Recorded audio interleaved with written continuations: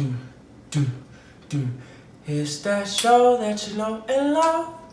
It's that show that you know and love. It's that show that you know and remix. It's that show that you know and love. It's that show that you know and love. It's that show that you know and love. It's Black and Educated with Jay. What's up? How are you guys doing? I'm piecing in. What is up? It is Jay London. Hope you guys are having a great Tuesday. I think I was a little pitchy on that intro song, but it's okay. Not every day can you sound like Whitney Houston mixed with Mariah Carey and they shit it out Justin Timberlake, but it's actually Jay London. Please don't hate me. I'm so sorry that I did not shoot yesterday.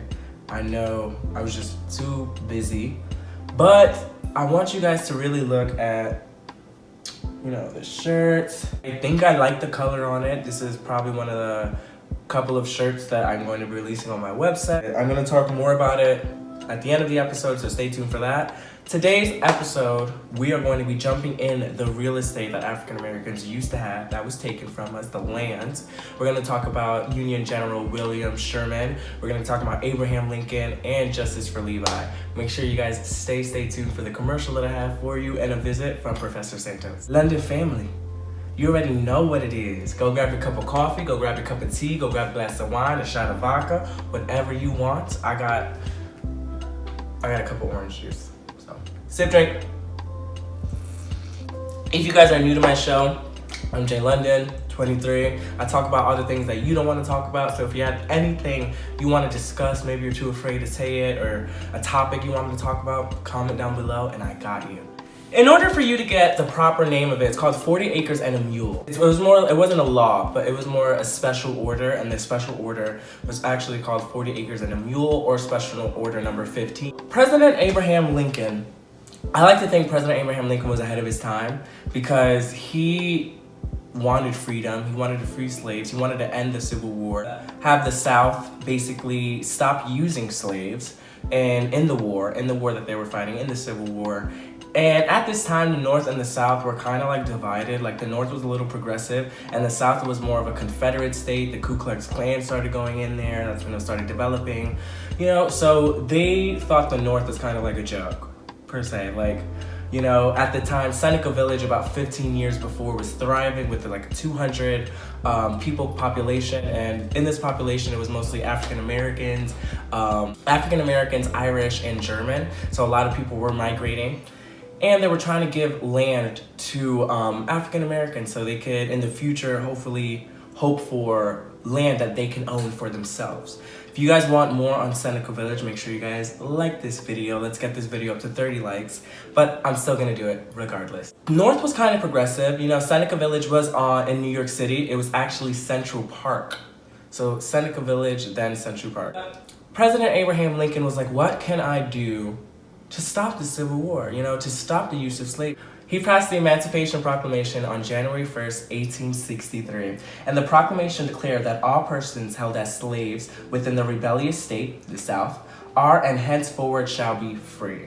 Now, you guys know in the Emancipation Proclamation, technically, we were free, but we weren't free. Alabama, Georgia, so on and so forth.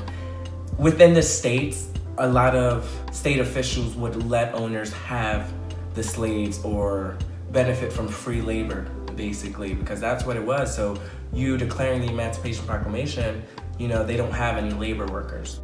When they passed the Emancipation Proclamation, you know, if you had a slave in the South, that's illegal. They're supposed to be free. Unfortunately, as we all know, President Abraham Lincoln passed away. It's hot, right? Am I sweating? Do I look good sweating at least? Pause.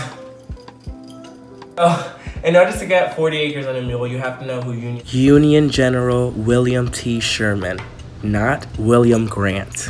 Pretty prominent person, a pretty prominent figure.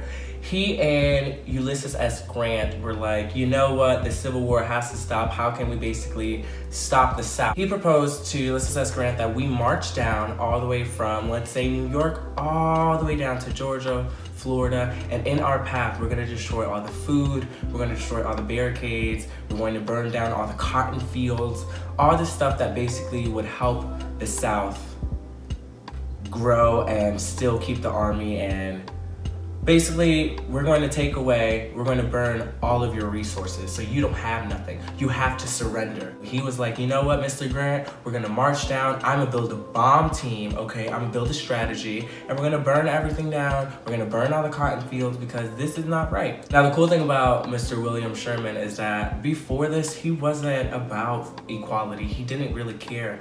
And it wasn't until he did this march, he went down to Georgia, Savannah, Georgia. He had a meeting with Ulysses Grant was still there, and with about 20 other Black officials, Black important people. And he asked them, what can we do? Like, what can we do to help you? You know, Emancipation Proclamation has been passed. What can we do to help you? What do you want to help the people? And then all these people said, we want land. You know, we want to own this land. We want to till it. Okay, we want to eventually own it.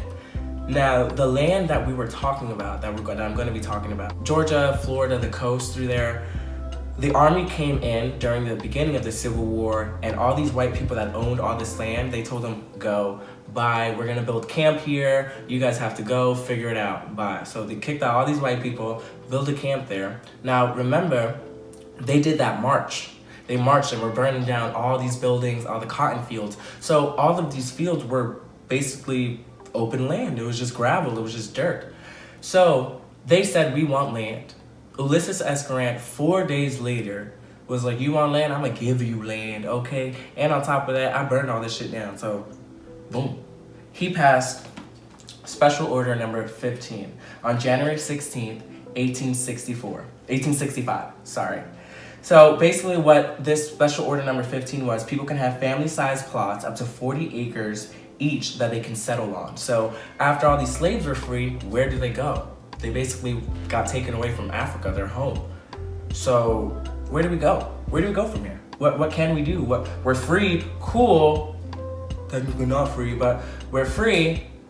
Where do we go? He wanted to give up to 40,000 free slaves 40 acres. So then in the future, their kids could own this land. And that is why you see so many people. You can meet so many people and they'll be like, my grandparent owned this land, and my great-grandma owned this house, and my great-grandma owned this house, and it keeps getting passed down by generation. You know, we could have had that. The African-American families could have had that. I could have had a grandpa or a grandma that'd be like, yo, this is my grandma's house. They've had it for over 200 years, blah, blah, blah. But at the end of the day, it was taken away because, unfortunately, as we all know, again, Abraham Lincoln did pass away on April 15th. So his successor, Trump, just kidding, Andrew Johnson, not Jackson, I thought it was Jackson before, but Andrew Johnson came in. And basically all the radical change that Abraham Lincoln and Union General William did was for nothing, because he felt like white people were being oppressed after the Emancipation Proclamation. So they're going to start the Reconstruction era. And the Reconstruction era was the one that passed like the 14th Amendment. And the 14th Amendment, which is the most controversial amendment. The 14th Amendment to the U.S. Constitution, ratified in 1868, granted citizenship to all persons born and naturalized in the U.S., including former slaves, and guaranteed all citizens equal protections of the law. What that states is, let's say my papa was from Germany, right? And he comes down and he is 1867, whatever, 1869, better year. It's 1869, he came down from Germany, he had me, right? He's not legal, but I am. Why? Because the 14th Amendment, it declares I was born here, that means I am a citizen. So you can only imagine how the whites were feeling. They were feeling extra effing oppressed. So what Johnson, the wonderful thing that Johnson did, President Johnson, mind you, he was impeached, if you didn't know. He got impeached. He did some crazy shit. Hired the Secretary of War and tried to replace him without his Senate cabinet being there. And that is illegal. You can't do that because a year before they passed the law. Anyways, that is besides the point. He felt white people were being oppressed, and he was like, you know what?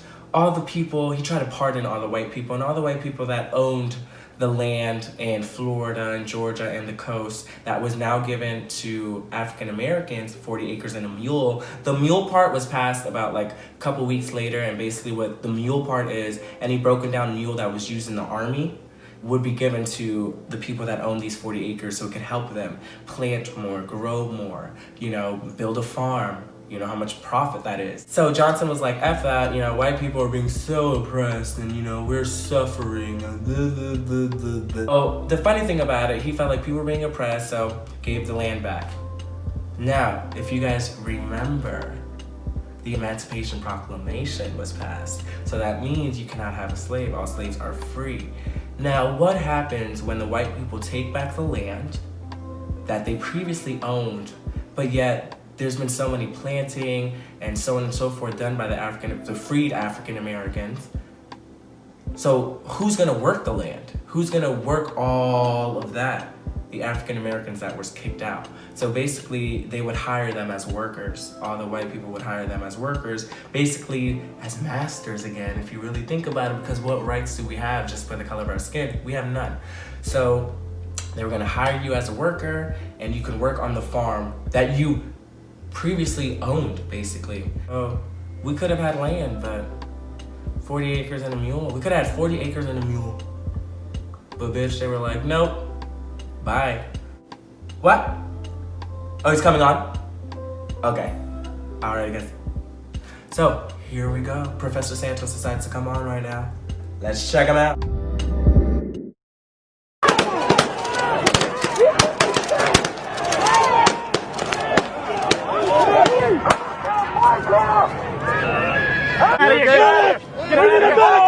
Jesus Christ! Medic!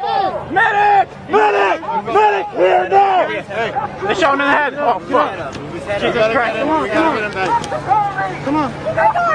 Wait, don't move! Don't move! Where are you? Where are you? Hey, somebody call 911. Sit up. We need 911. Who's got a phone? It's okay. You got it? Hey, I need you. Can you? Hey, lay his head back.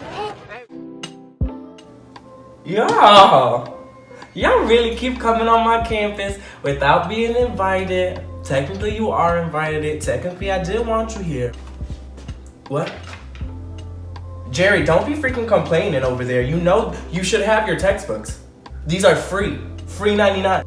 The video you guys just saw, you see this kid named Levi get hit in the head by a beanbag bullet. A beanbag bullet is basically what it sounds like. Beanbag filled with beads, get shot. Now, it seems so crazy, and I want to explain when people are saying right now to defund the police, you will still have protection, okay? You will still have people who are going to protect and serve. But when people say defund the police, what that means, if you guys didn't know, let me give you some history. In the post-Civil War Reconstruction and 14th Amendment period of 1865 and 1877, old-style patrol methods were enforced by post-war Southern police officers and organizations such as the KKK. These were called slave catchers or slave patrol. All these masters had this whole bunch of land. So what can you do to keep all these people in check? So they had the slave patrol, and what that meant is that they would go around and basically look for slaves and incarcerate them for dumb shit. For stuff that they didn't do, for descriptions, for vague descriptions, for loitering, for dumb things. And this is where police came about. People say defund the police. It's not. You will still have people who are going to protect and serve you. Trust and believe. But what that means is that all of the money, all of, let's say, $30 million that is being put into police and law enforcement, let's just cut that in half. You know, let's make that about a quarter. And all of the money that is being put into the police force, into guns, into the military, so on and so forth, stuff that's actually pretty more important, like the education system, it's going to go to social workers, it's going to go to teachers, so on and so forth. And then also, on top of that, defunding the police is going into the way they're trained and maybe making it a little longer, maybe a little harder of a requirement to be a police officer. You know, barbers have way longer requirements and have to do longer man hours to become a barber than police officers, okay? You are hello? What? I'm not done talking to them. No, I still gotta teach them about the 14th Amendment and how that interplays. And like, they don't even know like their rights for this episode. Cool. Well guys, I guess Mr. London wants you guys back. He feels like I'm rambling too much. So whatever, I don't care. Bye. Thank you, Professor Sandoz. I didn't even know that. Slave Patrol? Huh. Hopefully you guys learned a lot about 40 Acres and a Mule. I don't think a lot of people knew about real estate in the African American community because I didn't know about it. And as you guys know, I like to put a commercial in each of my videos. So please check out Eyebrows & Co. here in the Central Florida, Orlando area. So guys, as most of you guys know, I live in the Orlando area, and if you live in the Central Florida area as well, you need somebody to wax your down there or up there or up here or maybe here. You want some brows done, you want to get that nice arch, please check out Eyebrows & Co. here in Central Florida. She will hook you up. Let me tell you some feature that she does. She does a vajacial. I don't have a vagina and I want one, okay? She will hook it up, make you feel brand new. She'll give you a beautiful facial. She has masks that she sells, essential oils, amongst many things. She could do Brazilian wax, and it's for guys and girls. Please check her out, Eyebrows & Co. You will not regret it. And if you guys visit, please let her know that Jay London sent you. Y'all, until tomorrow, I think I'm gonna peace out. Bye. Ow! That hurt.